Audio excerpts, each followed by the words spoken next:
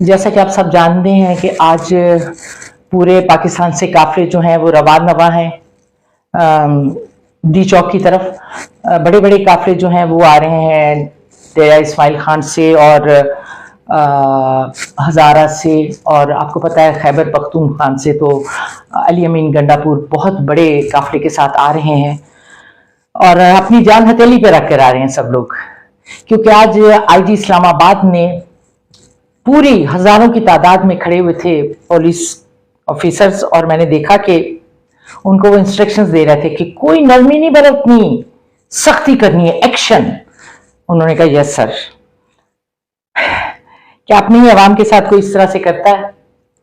मैंने तो कहीं नहीं सुना कि इतना जुल्म कोई अपने आवाम के साथ भी करता हो, जो कि पूरा एहतजाज के लिए आ रहे हैं। हाँ, अगर वो कुछ करते तो उसके बाद आप जरूर कोई एक्शन लेते। आप अच्छी तरह से जानते हैं कि नून लीग जो है, काजी फाइज ईसा जो है उनके मंजूर नज़र हैं, और जो इलेक्शन कमिश्नर हैं उन्हें भी शायद खरीद रखा है उन्होंने, सुल्तान राजा को। और उनसे इन्होंने कितने घपले करवाए जब इलेक्शन हुए। काजी फाइज ईसा और इलेक्शन कमिश्नर ने किस तरह जालमाना अंदाज में पीटीआई का निशान छीना, किस तरह उनके लोगों को थ्रेट किया गया कि वो इलेक्शन मत लड़ें, और किन हालात में ये इलेक्शन हुआ आप सब अच्छी तरह से जानते हैं। इसके बावजूद लोगों ने इमरान खान को वोट दिया बड़े पैमाने पर। उनके बिल्कुल जो लोग खड़े हुए थे वो बिल्कुल भी लोग उन्हें नहीं जानते थे, उन्होंने इमरान खान को वोट दिया। बैंगन का निशान, पता नहीं किन किन चीज़ों का निशान, उल्टे सीधे निशानात अलॉट हुए थे, वो ढूंढ ढूंढ कर लोगों ने वोट दिया। लेकिन उसके बावजूद पीटीआई जब जीत रही थी तो रात ही रात में नतीजा बदल दिया गया और एक फॉर्म 47 के जरिए उन हारे हुए लोगों को जीता हुआ करार दे दिया गया जब सुबह हुई। तो इतनी नाइंसाफी के बाद भी सब लोग खामोश रहे और इन्होंने एक हुकूमत बना ली पीपल्स पार्टी के साथ मिलकर। और अच्छी तरह से आपको पता है कि नवाज शरीफ भी हार गए थे यास्मीन राशिद से, कोई 60-70 हज़ार वोटों से। और ये जो इनकी बेटी है मरियम, ये भी हार चुकी थी, ये भी 47 की वज़ीर आला है। नवाज शरीफ ने कहा कि चलो भी मैं तो अब वाज़े अक्सरियत से नहीं बन रहा, तो चलो मैं इसको अपनी बेटी को बना देता हूँ वज़ीर आला। तो इन्होंने वज़ीर आला उसे बनवा दिया। ख्वाजा आसिफ जो अभी थोड़ी देर पहले मैं देख रही थी कि टीवी पे कह रहे थे कि ये जो है ना इसराइल का एजेंट है इमरान खान, और इसराइल जो है इमरान खान से हमला करवा रहा है पाकिस्तान पर। ये बंदा जो खुद आर्मी को फोन किया करता था कि खुदा के लिए मुझे जितवा दो, खुदा के लिए मुझे जितवा दो, और फिर उसके बाद अब रिहाना डार जो उस्मान डार की वालदा है उनसे ये कोई 80,000 वोटों से हारा हुआ है, और इसके बावजूद ये वजीर बन के बैठा है। ये तो खुद अवाम का मुंतखब आदमी नहीं है, ये किस बिना पर इतनी बड़ी बड़ी बातें कर रहा है। देखें, साफ सी बात है कि अवाम की मर्जी होनी चाहिए ना, अवाम की मर्जी से हुकूमत बननी चाहिए ना, तो फिर अवाम जिसको चाहती है उसको आने देना। इनसे तो अवाम बहुत नफरत करती है क्योंकि इन्होंने जितनी महंगाई कर दी है, इनकी अपनी अय्याशियाँ ख़त्म होने में नहीं आ रही। और अब मैं आपको क्या तफसील बताऊं कि ये जब अभी यूएसए के दौरे पर गए थे हमारे प्राइम मिनिस्टर, तो वहाँ 5 स्टार होटल में वहाँ ये ठहरे थे, जिसका एक रात का जो रेंट है वो पाकिस्तानी 19 लाख रुपए है, और चार्टर्ड तैयारे पर गए थे जिसको वहाँ पर लैंड करने के भी अच्छे खासे पैसे हैं। लोग हैरान होते थे कि गैर मुल्क, एक ऐसा मुल्क पाकिस्तान जो कि कर्जों पे चल रहा है और जो इतना गरीब है, वहाँ का वज़ीर आज़म के ये ठाट बाट है। इसके अलावा भी यहाँ पे भी वज़ीर आज़म हाउस में और इनके प्रोटोकॉल में करोड़ों रुपए खर्च हो रहे हैं, लेकिन इन्हें कोई परवाह नहीं है क्योंकि ये अवाम से इनको कोई लेना देना नहीं है। ये अवाम के मुंतखब करदा लोग तो नहीं है ना, तो अवाम कब तक खामोश बैठती? अवाम के साथ भी तो बहुत ज्यादतियां हो रही हैं। जिस तरह बेगुनाह लोगों को इमरान खान का नाम लेने पर पकड़ लिया जाता है, छोटे छोटे मासूम बच्चों को, बूढ़ी औरतों को जिस तरह पकड़कर जिस तरह टॉर्चर किया जाता है, ये भी दास्तान बहुत तवील है। इस वक्त क्या सुनाऊं आप लोगों को। तो खैर, काजी फाइज ईसा ने बहुत से गैर आइनी फैसले किए। वहां पर एक गैर आइनी कोर्ट बनाई जा रही है जनाब। जिसका सरबराह जो है ना वो काजी फायज ईसा को बनाया जाएगा, और वो वहाँ उनकी एक्सटेंशन भी हो जाएगी 3 साल की मजीद, और वो वहाँ बैठकर सारे गैर आइनी फैसले किया करेंगी। अब एक आइनी फैसला जो था मखसूस नशिस्तों का, जो कि एक फुल बेंच ने अनाउंस किया कि पीटीआई को वो नशिस्तें मिलनी चाहिए, उस पर अभी तक इम्प्लीमेंट नहीं होने दिया इन्होंने। यानी ये कोई जो आइनी फैसला है वो नहीं मान रहे, लेकिन गैर आइनी फैसले बाकायदा तौर पर करवा रहे हैं ये काजी फायज ईसा से। और अब जो फैसला इन्होंने किया है, जिसके साथ ही हॉर्स ट्रेडिंग जो है वो जायज़ हो जाएगी, खरीदो फरोख्त लोगों की हो जाएगी, तो उसको वकला भी तस्लीम करने को तैयार नहीं है और आवाम भी किसी तौर भी उसको एक्सेप्ट करने के लिए तैयार नहीं है। और एक तो इन्होंने बेंच भी अपनी मर्जी का बनाया, बाहर से 1-2 रिटायर्ड जजों को लेकर। ऐसे थोड़ी होता है, जस्टिस मुनीब भी उसमें नहीं थे, और जो जितने भी जस्टिस थे जो इस वक्त हक और सच के साथ खड़े। मैं सैल्यूट करती हूँ तमाम जजों को जो कि इतनी थ्रेट्स के बावजूद भी अपनी जान को हथेली पर रखकर इंसाफ का साथ दे रहे हैं। तो उनमें से कोई जज भी इस बेंच में शरीक नहीं था। इन्होंने अपनी मर्जी का बेंच बनाकर अपने ही हक में फैसला करवा लिया काजी फायज ईसा ने। ऐसे तो नहीं होता। अब आवाम को शऊर आ चुका है, अब आवाम बर्दाश्त नहीं कर सकती। कब तक बर्दाश्त करें? एक हद होती है बर्दाश्त करने की। अच्छा, तो मैं बात कर रही थी आज के दिन की। काफिले जो हैं पूरे पाकिस्तान से रवाना हो चुके हैं। इन्होंने पकड़ दकड़ के पूरे इंतजाम किए हुए, लोगों की गिरफ्तारियां शुरू हो चुकी हैं, शेलिंग शुरू हो चुकी है काफी देर पहले से, जो मैंने सोशल मीडिया पे मनाजिर देखे। इसके अलावा इन्होंने जो खंदकें खोदी हुई हैं और उनको भर भर के कारकुन और लोगों ने वो आगे बढ़ रहे हैं, और जो कंटेनर्स हैं इतने बड़े बड़े उनको भी हटा हटा के आगे आ रहे हैं, और शेलिंग की बुछार में वो आगे बढ़ रहे हैं लोग।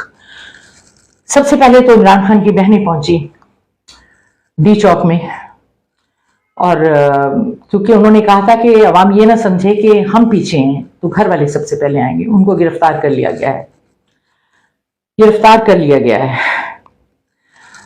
आपको पता है कि एक जब ये कल ये जो गैर आइनी फैसला जब कर रहे थे काजी फायज ईसा, तो एक वकील है मुस्तफीन कासमी, उन्होंने वो आ गए। तो इन्होंने कहा जी आप क्यों आए? उन्होंने कहा मैं ये बात करने आया हूं कि एक तो आपने जो बेंच बनाया ये गैर आइनी है, और दूसरा आप एक फ्रॉड काजी हैं। ये कहने की देर थी कि काजी को तो गुस्सा आ गया, उसने कहा बाहर निकले यहां से। खैर वो एक बड़ा बागैरत वकील था, वो अपनी सारी बात करके सुनाकर आ गया, रिकॉर्ड ऑन रिकॉर्ड ये बात आ गई। और उसने एक बहुत बड़ा इंटरव्यू भी दिया। उसने कहा मैं इतनी नाइंसाफी बर्दाश्त नहीं कर सकता। तो पाकिस्तान में गैरतमंद लोग भी अभी जिंदा हैं, और जब बाहर आए तो बाहर बहुत सारे वकील, तकरीबन 500 वकील इकट्ठे थे, और जिन्होंने काजी का पुतला जलाया, अलामती पुतला। तो ये जो है मुस्तफीन साहब, शायद इनको तो अरेस्ट कर लिया गया था इस बात के बाद। अब इन्होंने पता क्या किया, नून लीग वालों ने इनके जो गुल्लू बट के जरिए ना कुछ असला दे के लोगों को ना क्राउड में दाखिल कर दिया गया कि तुम असला चलाना, और फिर हम कहेंगे कि पीटीआई के लोगों ने असला जो है वो चलाया है, ताकि उनके ऊपर इल्जाम आए। जबकि पीटीआई के कारकुन, पीटीआई में जो और भी अवाम भी जो शामिल है, वो हमेशा पुरअमन एहतजाज करते हैं, और हमेशा उन्होंने किया है। पता नहीं इनको क्या डर है, अगर लोग आ भी जाएंगे तो क्या हो जाएगा, चले जाएंगे एहतजाज करके पुरअमन। मुझे नहीं पता इनको क्या खतरा है जिसकी वजह से ये सब कुछ कर रहे हैं। कुछ देर पहले तक जो रिपोर्ट मिली थी उसके मुताबिक तो अली अमीन गंडापुर का जो काफिला है वो बुरहान इंटरचेंज को क्रॉस कर चुका था। इस वक्त पता नहीं वो कहाँ पहुंचा होगा, और लेकिन पुलिस जो है वो मुसलसल काफी देर से शेलिंग कर रही है। तो जो मोहसिन नकवी साहब हैं वो भी हेलीकॉप्टर के ऊपर सिक्योरिटी का जायजा ले रहे हैं, जिस तरह कोई भारत का नहीं कोई वजीर दाखिला होता और वो जायजा ले रहा होता है कि हमारे मुल्क की जो फौज है वो हमला कर रही है सही दुश्मनों पर।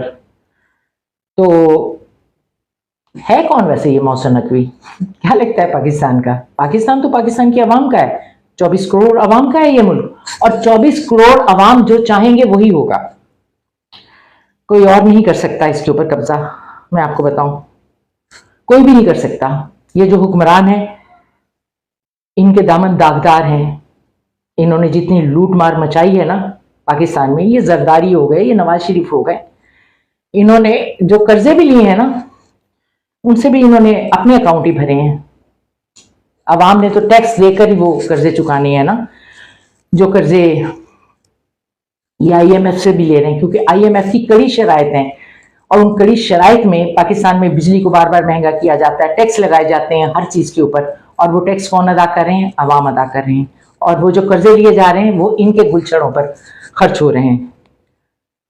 तो बहुत बुरे हालात हैं। आप यकीन करें कि इन्हें तो पाकिस्तान से जरा सी भी हमदर्दी नहीं है ना, पाकिस्तानियों से जरा सी भी, इतनी सी भी। पता नहीं ये लोग कहां से आ गए थे इस मुल्क में। यकीन करें, अगर पाकिस्तान को शुरू में कोई अच्छा लीडर मुयसर हो जाता ना, कायदे आजम को तो मार दिया गया, वो तो मर गए बेचारे। उसके बाद फातिमा जना का भी इन्होंने क्या हाल किया आप जानते हैं। तो पाकिस्तान आज तरक्की याफ्ता मुल्कों में होता। कुदरत ने पाकिस्तान को इतनी नेमतों से नवाजा है, यहाँ पर यहाँ की ज़राअत, यहाँ की मादनियात दुनिया में तो है ही नहीं जितनी पाकिस्तान में है। तो पाकिस्तान जो है आज तरक्की याफ्ता ममालिक में होता, अगर हमें कोई मुखलिस हुक्मरान मुयसर आ जाते। 30 सालों से तो यही दोनों पार्टियां हैं जो अपनी बारियां ले रही हैं और खजाने भर रही हैं अपनी आने वाली नस्लों के लिए। पूरी दुनिया में इनके असासे हैं, इनकी प्रॉपर्टीज हैं, और अभी भी इनका दिल नहीं भर रहा। बस कर दें ये जालिम लोग, चले जाएं यहां से, कुछ भी हो जाए। अब आवाम को इतना शऊर आ चुका है कि उन्हें पता चल चुका है कि पाकिस्तान के साथ कौन कौन मुखलिस है और कौन कौन नहीं है। मुझे नाम लेने की जरूरत नहीं है। आज एक आम अनपढ़ पाकिस्तानी भी जान चुका है, और ये 24 करोड़ अवाम अपना हक लेने के लिए निकलेंगे। ठीक है, मैं जानती हूं ये जुल्म करेंगे, आज बहुत जुल्म करेंगे। इन्हें इस बात से कोई फर्क नहीं पड़ता कि कितने लोग मरते हैं, कितने लोग जख्मी होते हैं, क्योंकि इन्हें तो हमदर्दी ही नहीं है। लेकिन वो कहते हैं ना, इनकलाब लाने के लिए कुर्बानियां तो देना पड़ती हैं। कुर्बानियों के बगैर इनकलाब नहीं आता, क्योंकि जो लोग मुसल्लत होते हैं ना, ये कब्जा माफियाज, ये आसानी से थोड़ी छोड़ते हैं, आसानी से नहीं छोड़ते। लेकिन आपने देख लिया बांग्लादेश में क्या हुआ। उनकी वजीर आजम हसीना वाजिद जो है, उसे तकरीर करने का भी मौका नहीं मिला और हेलीकॉप्टर पे भागी, हालांकि उसे मोदी की भी हमायत हासिल थी और अपनी एस्टेब्लिशमेंट की भी। लेकिन देखा ना, फिर स्टूडेंट्स ही निकले थे ना, लेकिन वो स्टूडेंट हर खौफ से बेनियाज होकर निकले थे, मरे थे बहुत, 300 से ज्यादा मरे थे इनकी गोलियों से, पुलिस की। तो आखिरी फैसला आवाम का ही होता है, और आज भी ये कितने जुल्म कर लें, आवाम पहुंच के रहेगी डी चौक। आवाम तो पुरअमन है, लेकिन अगर इन्होंने जुल्म किए और लोगों को मारने की कोशिश की ना, अव्वल तो पाकिस्तान की पुलिस को भी जुल्म नहीं करना चाहिए, रियासत को कह देना चाहिए कि हम ये जुल्म नहीं करेंगे। बहुत से लोग हैं पुलिस में, बहुत अच्छे हैं, वो नहीं करते, मैं आपको बताऊं। लेकिन कुछ हैं जो नौकरी बचाने के लिए हुक्म मान लेते हैं। लेकिन मेरा ख्याल है कि आज वो वक्त आ गया है कि पुलिस को भी कह देना चाहिए रियासत को कि बस बहुत हो गया, हम अपने ही लोगों पर गोलियां नहीं बरसा सकते, शेलिंग नहीं कर सकते, टीयर गैस नहीं फेंक सकते। ये हमारे अपने हैं, ये किसी नाजायज़ मुतालबे के लिए तो नहीं निकले ना। तो इनके सारे मुतालबे तो जायज़ है ना। हम यही चाहते हैं ना कि पाकिस्तान में एक आईनी और एक जमहूरी हुकूमत हो, और क्या चाहते हैं, और एक अवाम की मुंतखब हुकूमत हो जिसे अवाम ने मुंतखब किया है। आप आए प्लीज मेरे साथ अपनी राय शेयर करें, क्योंकि मैं अकेली जब आकर बोलती हूँ ना, तो फिर मुझे बहुत वो होती है, इरिटेशन सी होती है कि मैं ही खाली बोल रही हूँ और आप रिस्पॉन्ड अगर ना करें तो बात यह है कि मैं तो बहुत अपसेट हूँ, थोड़ी सी नहीं हूँ, ज़्यादा हूँ, परेशान हूँ कि आज हमें ये दिन भी देखना था कि रियासत अपने ही लोगों के खिलाफ उठ खड़ी होगी, अपने ही लोगों पर जुल्म करेगी। सारी दुनिया में तमाशा बन रहा है हमारा। लोग तमाशा देख रहे हैं।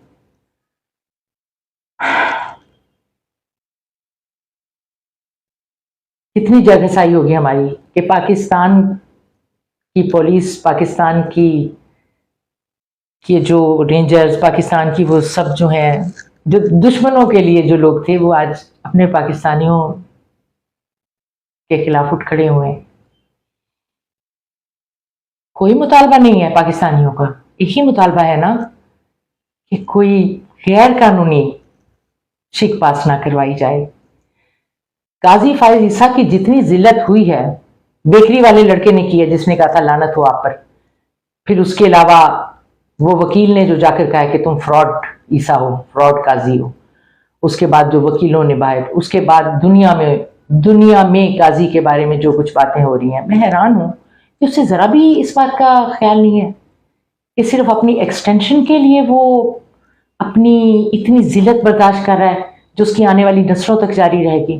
मुझे तो समझ नहीं आती इस लॉजिक की अभी तक, आखिर क्या ऐसा मसला है उसको पड़ गया है।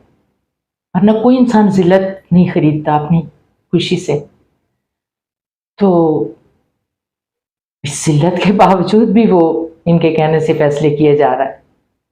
यानी सुप्रीम कोर्ट को ये कह रहे हैं कि बिल्कुल ही हम वो कर दें कि सुप्रीम कोर्ट का कोई अमल दखल नहीं रहेगा और वो एक जो आईनी अदालत ये खुद बनाएंगे ना, उसमें काजी होगा चीफ जस्टिस, और वो काजी फैसले किया करेगा कि क्या करना है क्या नहीं करना है। अपने फायदे के लिए जो कुछ भी होगा ये किया करेंगे बैठ के पार्लियामेंट में, वहीं से बैठकर काजी को फोन कर दिया करेंगे भाई ये कर दो। यानी ये क़यामत तक पाकिस्तान पर कब्जा करके रखना चाहते हैं।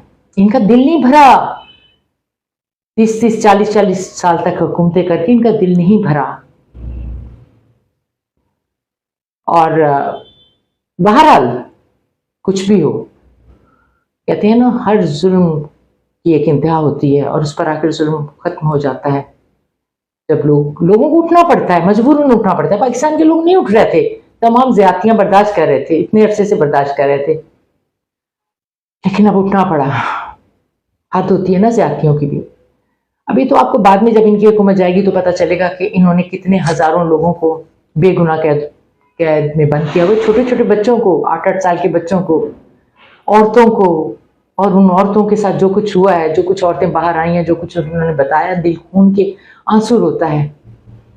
इनकी जुल्म की दास्तानें सदियों तक याद रखी जाएंगी। जब ये अभी जाएंगे ना यहाँ से, भागेंगे जब ये किसी दिन यहाँ से अपने अपने जहाज़ों में बैठकर, उसके बाद देखना वो जुल्म की दास्तानें सामने आएंगी तो आपको पता चलेगा कि इन्होंने कितने जुल्म किए थे पाकिस्तानी अवाम पर, कितना खौफजदा करके रखा हुआ था उनको। इसलिए तो लोग बहुत अरसे से ये जुल्म बर्दाश्त करते आ रहे थे, लेकिन अब तो हद ही खत्म हो गई ना। अब तो क्या पढ़े लिखे और क्या अनपढ़, क्या गरीब और क्या अमीर, सभी लोग निकल आए। उन्होंने कहा बस बहुत हो गई, बहुत हो गई, अब नहीं होगा। मारें, जान से मारें, जुल्म करें, तैयार हैं। वैसे भी तो जुल्म हो रहा है, ना बोलने की आज़ादी है, ना लिखने की आज़ादी है। सहाफ़ियों को पकड़ लेते हैं, उनको गायब कर देते हैं, लोगों को घरों से उठा लेते हैं, औरतों पे जुल्म करते हैं, औरतों को घसीटते हैं, लोगों की बीवियों पे तशद्दुद करते हैं, घरों के अंदर दरवाजे तोड़ के दाखिल हो जाते हैं। सुना था ऐसा कभी? सुना था? किस लिए बनाया था हमने पाकिस्तान? अगर यही कुछ होना था तो कोई जरूरत नहीं थी पाकिस्तान बनाने की। ठीक थे, हम हिंदुओं के साथ ठीक थे, उसी हिंदुस्तान में रह लेते।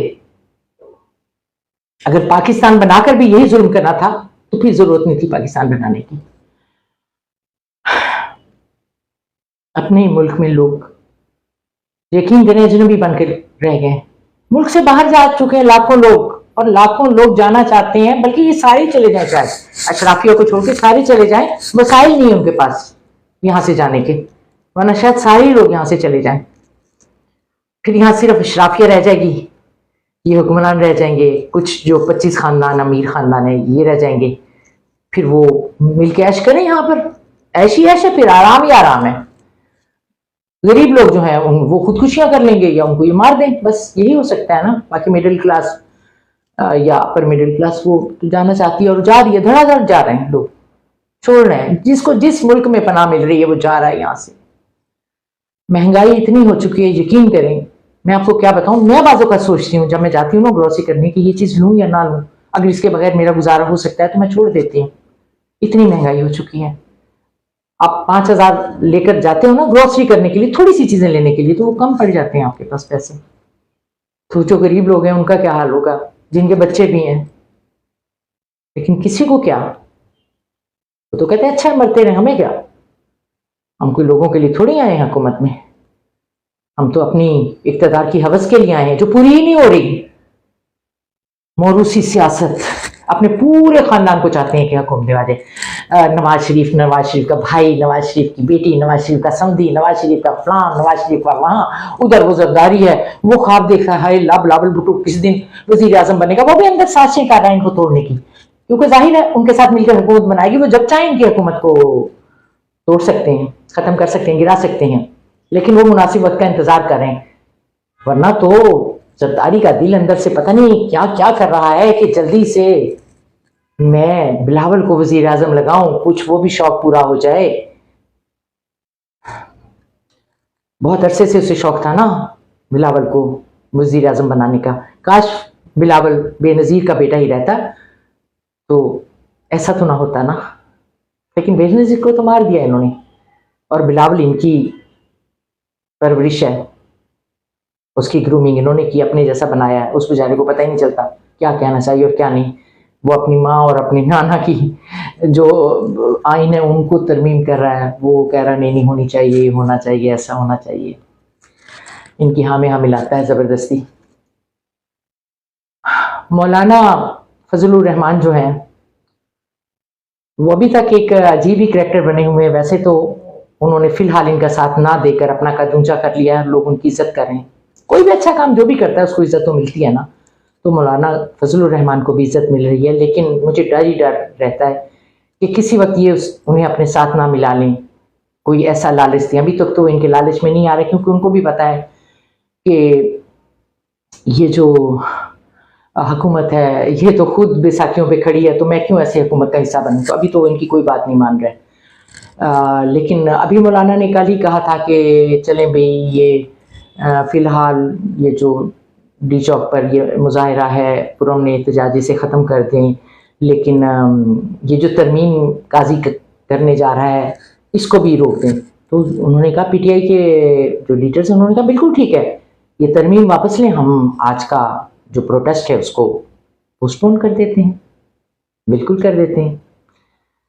क्योंकि ये तरमीम इसलिए कर रहे हैं कि अब अक्टूबर में इसकी मुद्दत खत्म हो जाएगी काजी की, और उसके बाद मंसूर अली शाह बन जाएंगे। मंसूर अली शाह चीफ जस्टिस बन जाएंगे। उनके आने से पहले तो ये सब कुछ करवाना चाहते हैं, ये तमाम तरमीम मंजूर करवाना चाहते हैं, क्योंकि मंसूर अली शाह के आने के बाद तो इनकी हुकूमत खत्म समझो। क्योंकि वो तमाम सीटें जो हैं वो जो है मखसूस नशिस्तें वो पीटीआई को मिल जाएंगी, और उसके बाद तो इनकी अक्सरियत वैसे ही खत्म हो जाएगी।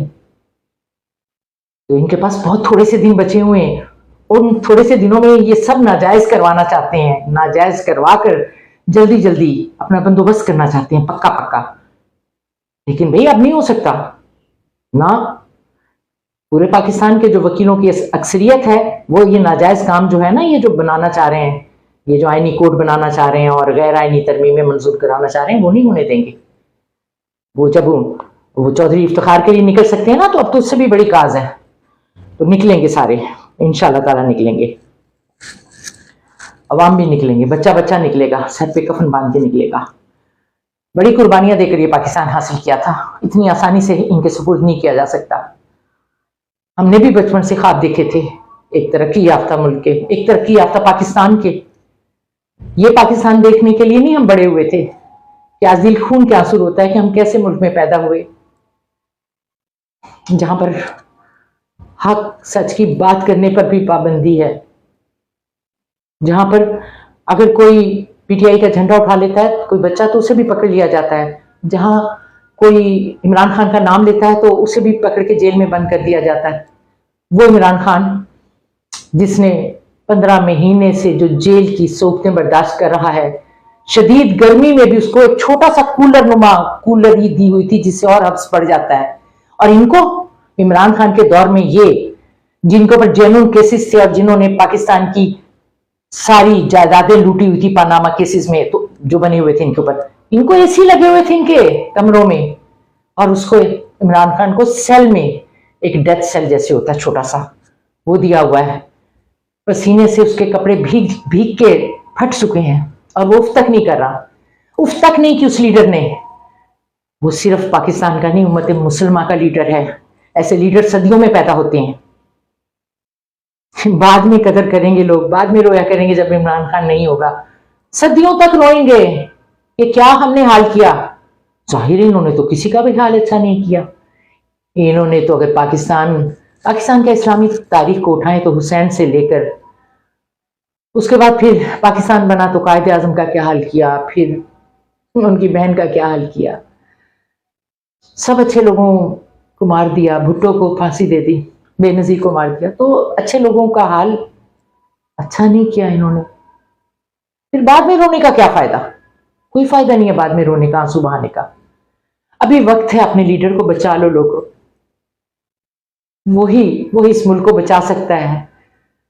वही इस मुल्क को, उसका ख्वाब है इमरान खान का पाकिस्तान को तरक्की याफ्ता मुल्क बनाना। वो कहता था मैं पाकिस्तान को चाइना जैसा देखना चाहता हूँ, मैं पाकिस्तान को ऐसा देखना चाहता हूँ, लोग नौकरियां करने के लिए पाकिस्तान आएंगे, यहाँ कोई गरीब नहीं रहेगा। वही कर सकता है। ऐसे लीडर बार बार नहीं पैदा होते। हम दूसरा लीडर कहां से इतनी जल्दी लाएंगे? बहुत जरूरी है उसको बचाना। अब हमें अब इम्तिहान नहीं मजीद लेना चाहिए। बहुत देर हो गई है जेल में, बहुत सख्ती हो रही है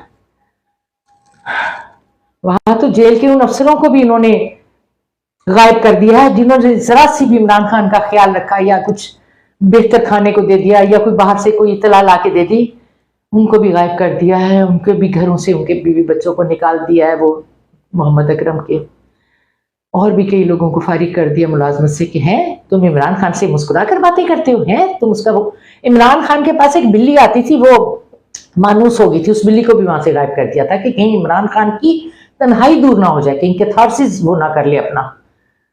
उसे तो तन्हाई देनी है हमने, ताकि वो उसी तन्हाई में घुल के मर जाए। ये तो खुद हैरान है कि इमरान खान जिंदा कैसे है, ना उसके हौसले टूट रहे हैं, ना उसकी हिम्मत जवाब दे रही है। इतने मजबूत आसाब का मालिक कौन हो सकता है? इन जैसे थोड़ी हैं जो बीमारी का बहाना करके बाहर जाते हैं और फिर 21 साल तक बाहर जाके अय्याशियां करते हैं। क्या क्या मैं बताऊं आपको,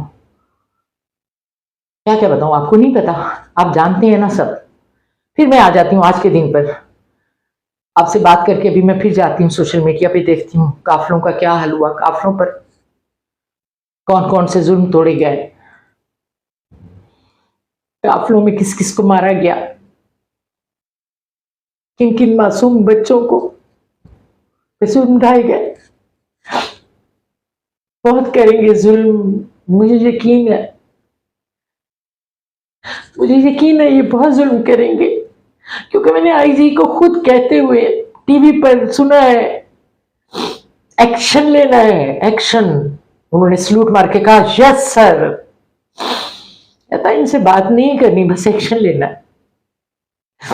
इनको आने नहीं देना डी जॉब, किसी तरह भी नहीं आने देना। इनके साथ जो कर सकते हो करो। उन्हें पता है ना पहले मॉडल टाउन में इन्होंने इतने लोग कत्ल किए थे, तो आज तक क्या बना है? कुछ भी नहीं बना। ताहिरुल कादरी साहब बेचारे तो वैसे ही चले गए, वैसे भी वो सियासी आदमी नहीं थे। उन्हें पता था पाकिस्तान में इंसाफ नहीं मिल सकता। और जितने जुल्म इन्होंने किए हैं, किसको इंसाफ मिला है? तो इन्होंने कहा कि ये भी जुल्म कर देंगे, मार देंगे लोगों को, क्या है, कौन कर लेगा? हमारा हर ताकत हमारे साथ है। अब बाहर से तो मुल्क आकर इंटरफेयर करने से रहे, और कोई भी नहीं करता। आपने देखा फिलिस्तीन में क्या हो रहा है, किसने मदद की है फिलिस्तीन की? कितने मासूम बच्चे वहां पर। मैं तो वो देखती ही नहीं हूं। अगर मैं देखूं तो मेरा कलेजा फट जाएगा जो कुछ फिलिस्तीन में हुआ है। मैं तो देखती ही नहीं हूं बिल्कुल। तो किस किसने मदद कर ली? अमेरिका तो अभी भी उन्हें मदद भेज रहा है, फाइनेंशियल मदद भी भेज रहा है। बड़े बड़े मुल्क सब उनके साथ हैं। अब ईरान आया है, क्योंकि ईरान में भी बहुत कुछ उन्होंने कत्लो गारत कर दिया, उनका सदर मार दिया, और क्या रह गया। तो कोई नहीं आता किसी के मुल्क में बचाने के लिए, अवाम को ही निकलना पड़ता है। आप देख लें जितने भी मुल्क हैं वहां इनकलाब आए तो अवाम ही निकले। ईरान में भी जब आया था तो अवाम ही निकले थे ना। श्रीलंका में, मलेशिया में, जहां तुर्की में, जहां जहां इनकलाब आया अवाम ही निकले। अब क्या करें, उनमें से कुछ को अपनी जान देनी पड़ेगी। और जिनको जान देनी पड़ेगी उनके लिए मेरे आंसू बह रहे हैं अभी से विजुलाइज करके। मुझे पता है ये रहम नहीं खाएंगे, मुझे पता है, मुझे यकीन है ये लोग रहम नहीं खाएंगे, लेकिन अवाम के जुनून, अवाम के जज्बे, उनके ईमान के सामने इनकी ताकत कुछ नहीं है। मैं आपको बता दूं, अब बेखतर हो गए, हर खौफ का बुत तोड़ दिया अवाम ने, सारे बुत तोड़ कर आ रहे हैं अवाम। कंटेनर्स को इतनी ताकत अल्लाह ने दे दी है, अल्लाह ताकत देता है ना, हिम्मत देता है। जो भी हक और सच के रास्ते पे होता है तो कंटेनरों को हटा हटा के, ऊपर से शेलिंग हो रही है, वो कंटेनर हटा रहे हैं, वो अल्लाह का नाम लेकर खंदकें भर रहे हैं और क्रॉस कर रहे हैं। अल्लाह से हर लम्हा दुआ कर रही हूँ, या अल्लाह, या अल्लाह, इन इन ये जो गैर जमहूरी ताकतें हैं, ये जो फस्तायत कर रहे हैं, इनको नेस्तो नाबूद कर, या अल्लाह अवाम को बचा ले। आज अवाम की मदद के लिए तू आ जा, या उनके अंदर इतनी ताकत पैदा करते जो है कि आज वो अपने मुल्क को आज़ाद करवा लें इनसे। हाय अल्लाह, वो कितना अच्छा दिन होगा जब मेरा मुल्क आज़ाद हो जाएगा, फिर से खुशहाली होगी यहाँ पर, रेल पे होगी यहाँ पर। मैं उस दिन का इंतजार कर रही हूँ। मेरे सब मिलने वाले कहते हैं चली जाओ यहाँ से, मैं जब चाहूँ अमेरिका जा सकती हूँ, लेकिन नहीं पड़ती हिम्मत, हौसला नहीं पड़ता अपना मुल्क छोड़ने का। इंतजार कर रही हूँ, शायद मुल्क के हालात ठीक हो जाए तो कभी भी ना जाऊं बाहर। तो अल्लाह ताला, ये जो आज अवाम निकली है बाहर, मैं इनको सैल्यूट करती हूँ। बड़ा मुश्किल है इतनी थ्रेट्स के बाद बाहर निकलना, जब ये भी पता हो कि कुछ भी हो सकता है। सैल्यूट करती हूँ अपनी उस तमाम अवाम को, उन तमाम पीटीआई वर्कर्स को जो आज खौफ के बुत तोड़कर इस वक्त निकले हुए हैं सड़कों के ऊपर, इनका मुकाबला कर रहे हैं। सलाम पेश करती हूँ, दुआ करती हूँ अल्लाह से कि अल्लाह ताला उनके ईमान का भरम रख ले, उनको फतह अता कर, मेरा मुल्क आज़ाद करवा दे इन ताकतों से। ये जो लुटेरे और डाकू हैं, इनसे मेरा मुल्क आज़ाद करवा दे अल्लाह, इनसे मेरा मुल्क आज़ाद करवा दे। इन सब लोगों ने बहुत खजाने, बहुत, अव्वल तो ऐसे लोगों को और मुल्कों में फांसी पे लटकाया गया था, आपको पता है ना, चाइना में भी। और चलो मैं तो ये कहती हूँ कि इस मुल्क को छोड़ के चले जाएं, अपने अपने हवाई जहाजों में ही बैठ के चले जाएं, नहीं लेते लूटा हुआ माल इनसे, पीछा छोड़ दें हमारा, जो कुछ ले लिया लेके चले जाएं। बहुत ले लिए इक़्तिदार के मजे, छोड़ दें इस मुल्क की जान, यहाँ के लोगों की जान, चले जाएं यहाँ से। सजा भी नहीं देते हम लोग, ये मुल्क जो है अवाम के हवाले करके चले जाएं।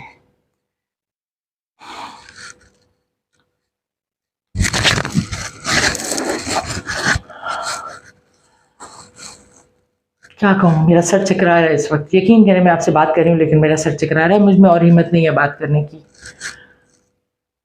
बस मैं अभी जाती हूँ और देखती हूँ सोशल मीडिया पर कि काफ़िले कहाँ तक पहुँचे हैं, जुल्म सितम की दास्तान कहाँ तक पहुँची है। अल्लाह कामयाब करे, सुरखरू करे मेरे अवाम को, मेरे लोगों को, और इनको शिकस्त फाश हो, इन दौलत के पुजारियों को, इन हवस परस्तों को। या अल्लाह, या अल्लाह, इनका अंजाम मुझे दिखा, हम भी सुख का सांस ले सकें। यकीन करें कि जब तक ये निज़ाम ठीक नहीं हो जाता, किसी पर चैन नहीं है, और किसी भी हुब्बुल वतन को चैन नहीं है, किसी भी मुल्क से मोहब्बत करने वाले को चैन नहीं है। इस वक्त हम सब एक गहरी अजियत में ज़िंदगी गुजार रहे हैं, हमें और कोई ज़ाती दुख नहीं है, दुख है तो अपने मुल्क का है, क्योंकि हम अपने मुल्क से बहुत मोहब्बत करते हैं, प्यार करते हैं। हम फ़ख्र से सर उठाकर चलना चाहते हैं दुनिया में कि हम पाकिस्तानी हैं। जब अवाम, इमरान खान की हुकूमत आई थी तो पाकिस्तान को इज़्ज़त मिली थी, तो हम बड़े फ़ख्र से बाहर कहते थे कि हम पाकिस्तानी हैं। तो वो कहते हैं अच्छा आप उस मुल्क से हो जिसका वज़ीर आज़म इमरान खान है, इमरान खान के पाकिस्तान से हो आप। यकीन करें सर फ़ख्र से बुलंद हो जाता था, इतनी इज़्ज़त है इमरान खान की पूरी दुनिया में। इंशाल्लाह अब वो ऑक्सफोर्ड का बनेगा ना वाइस चांसलर, ये देखिएगा, मैं उस दिन का भी इंतज़ार कर रही हूँ। और हमारा वज़ीर आज़म भी बनेगा दोबारा इमरान खान, इंशाल्लाह ताला। हमारे दिल से हर गरीब के दिल से निकलने वाली आज जो है वो ऊपर तक पहुँचेगी, ज़रूर पहुँचेगी। और चलिए मैं अब आपसे इजाज़त लेती हूँ, काफ़ी देर हो गई है। आप लोग भी अल्लाह से दुआ कीजिए, और आप में से भी जो लोग, पता नहीं आपके ख़ानदान में से, आपके अजीज़ों में से लोग गए हैं डी चौक या नहीं गए हैं, लेकिन जाना चाहिए, हर घर से जाना चाहिए। अगर मैं इस्लामाबाद में होती तो ज़रूर जाती। तो जाना चाहिए, हमें कूफ़ी नहीं बनना, हमें कूफ़ी नहीं बनना, हमें हक़ और सच का साथ देना है। तो पता नहीं क्या होता है, मैं बहुत बेताब हूँ, बहुत बेचैन हूँ। तो मैं देखती हूँ चले जाके मेरी पल पल की खबरों पर, और सोशल मीडिया पर जो मुख्तलिफ चैनल्स हैं उन पर मैं जा जा कर देखती हूँ कि क्या हुआ है, क्या हो रहा है, काफ़िले कहाँ तक पहुँचे, डी चौक पहुँच गए हैं या नहीं पहुँचे हैं, और क्या हो रहा है। तो चलिए अब आपसे मैं इजाज़त चाहती हूँ। पसीने से मेरा मुँह जो है ना, ऐसा लग रहा है पानी बह रहा है, आंसू और पसीना साथ ही मिल गया है। चलिए आप भी दुआ कीजिएगा, दुआ कीजिएगा, अपना ख्याल रखिएगा। अल्लाह हाफ़िज़।